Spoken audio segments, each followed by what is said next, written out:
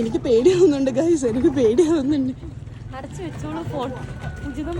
Hello guys, ഇന്ന് നമ്മൾ കെനിയയിലെ ലോക്കലായിട്ടുള്ള സ്ഥലങ്ങളിലൂടെ ഒന്ന് പോയി നോക്കാമെന്ന് വിചാരിച്ചിറങ്ങിയതായിരുന്നു. നമുക്ക് ഇവിടുന്ന് ഷോപ്പിംഗ് ചെയ്യണമെന്നുണ്ടെങ്കിൽ നല്ലൊരു എമൗണ്ട് പൊട്ടിക്കേണ്ടി വരും. അങ്ങനെ നമ്മൾ കൊളീഗ്സിനോടൊക്കെ പറയുമ്പോൾ അവരെപ്പോഴും പറയാറുണ്ട് ചീപ്പായിട്ട് കിട്ടുന്ന ഒരുപാട് സ്ഥലങ്ങളുണ്ടെന്ന്. അങ്ങനെ ചീപ്പായിട്ട് കിട്ടുന്ന സ്ഥലങ്ങൾ നോക്കി ഇറങ്ങിയതാണ്. അതിലൊന്നാണ് ഗാര എന്ന് പറയുന്നത്. ഈ സ്ഥലത്തിന്റെ പേര് ഗാര എന്നാണ് കേട്ടോ. തുടക്കത്തിൽ എനിക്ക് പേടിയാവുന്നുണ്ടെന്ന് പറഞ്ഞത് വേറൊന്നും കൊണ്ടല്ല കേട്ടോ. ഇവിടെ കള്ളന്മാരും പിടിച്ചുപറിക്കാരും ഉണ്ടാകാനുള്ള നല്ല ചാൻസ് ഉണ്ട്. അങ്ങനെ ഒരുപാട് പേർക്ക് അനുഭവങ്ങളും ഉണ്ടായിട്ടുണ്ട്. ഇത്രയും ലോക്കലായിട്ടുള്ള ഏരിയ ആണ് ഇത്.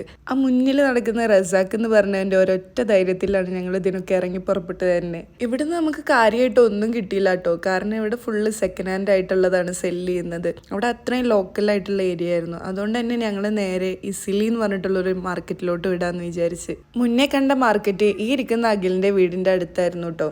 ഞങ്ങൾ ഇറങ്ങിയ ദിവസം ഒരു വൃത്തികെട്ട കാലാവസ്ഥയായിരുന്നു, നല്ല ചൂടായിരുന്നു. അതുകൊണ്ട് തന്നെ ഗാര മാർക്കറ്റിൽ തെണ്ടൽ കഴിഞ്ഞതും നേരെ അഖിലിന്റെ വീട്ടിൽ പോയി. അവരെല്ലാം ഷോർട്സിലായി. ഞങ്ങളെല്ലാവരും കൂടെ ബോട്ടിൽസൊക്കെ ഫില്ല് ചെയ്തിട്ടാണ് ഇറങ്ങിയത്. ഇവിടുത്തെ ഫേമസ് ആയിട്ടുള്ള ഒരു ഷോപ്പിംഗ് മാർക്കറ്റാണ് ഇസിലി മാർക്കറ്റ്. നമ്മുടെ നാട്ടിലെ മിഠായി തെരുവ് പോലൊക്കെ. ഇവിടെ കിട്ടാത്ത സാധനങ്ങളൊന്നും തന്നെ കെനിയയിൽ ഇല്ലാന്ന് തന്നെ വേണേൽ പറയാം. പക്ഷെ ഒരൊറ്റ പേടിയേ ഉള്ളൂ, കള്ളന്മാരും കൊള്ളക്കാരും. അത്ര പേടി മാത്രമേ ഉള്ളൂ.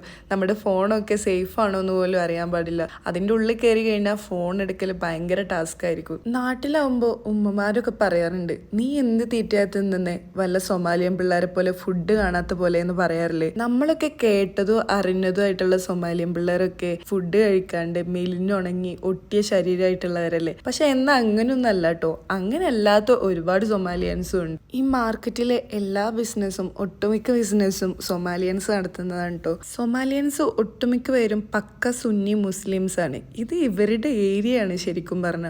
ഇതിന്റെ ഒരു ലോകം തന്നെ.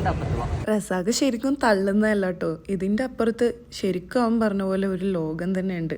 നമുക്ക് കണ്ടു തീർക്കാൻ പറ്റാത്ത അത്രയും സംഭവങ്ങളുണ്ട് ഇവിടെ കേട്ടോ. പണ്ടാരോ പറഞ്ഞ പോലെ കാണാത്ത ലോകത്ത് ചെന്ന് പെട്ട പോലെ കൈവിട്ട് താഴത്ത് വീണ പോലത്തെ അവസ്ഥയായിരുന്നു കേട്ടോ. പിന്നീട് അങ്ങോട്ട് വീഡിയോ ഒന്നും എടുക്കാൻ പറ്റിയില്ല. നമ്മളിവിടെ 3000-4000 കൊടുത്തെടുക്കുന്ന സംഭവങ്ങൾ വെറും 1500 ഷില്ലിങ്സിന് കിട്ടുന്ന ഒരു സ്ഥലം കിട്ടിക്കഴിഞ്ഞാൽ പിന്നെ എന്തെങ്കിലും കാണും. നമുക്ക് ആവശ്യമുള്ളതെല്ലാം ബാർഗെയിൻ ചെയ്ത് മേടിച്ച് കഴിഞ്ഞ് ഇറങ്ങിയപ്പോഴേക്കും ഈവനിങ് ആയിരുന്നു.